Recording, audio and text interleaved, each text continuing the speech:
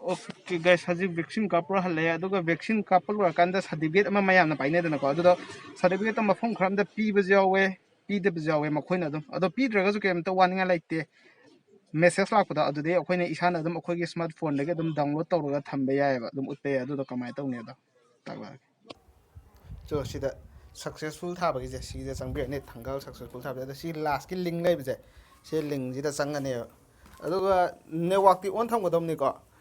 data on thamdaba yaroi aduga si browser da changane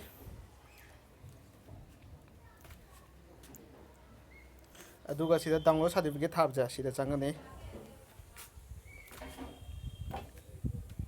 aduga sida akhoi phone number haptoine ba akhoi phone je sigi number sida OTP lakani ba si number je sida hapirane agi phone number haptharage adude OTP jida changani ado akhoi message ta OTP la ne sida la sigi OTP je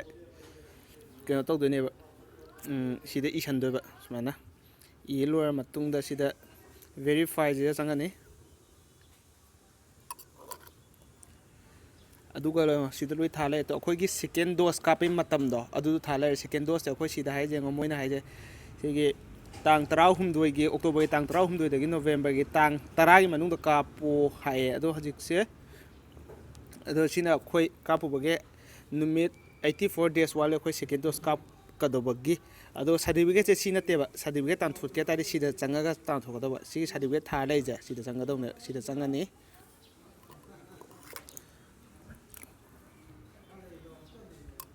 sang ka dengo sida download ki save ki changane sida okay da changane aduga khoi mathaki si chingda mata notification da sidam tholani si certificate download tawbage ado download tawbulo kan ai sai tawgi ba singne ba si je loina muk chap mane ba download tawlo matunda sida OTP do si open tha ji changani ba chang kan do certificate se sida laire ba sijine ba khogi certificate oi doje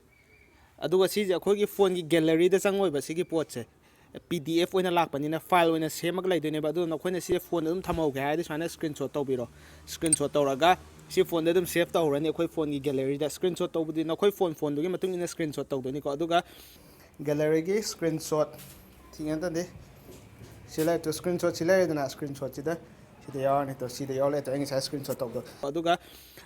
adum sigi file je adum thamau ga de si je file je ko file manung da changaga laini ba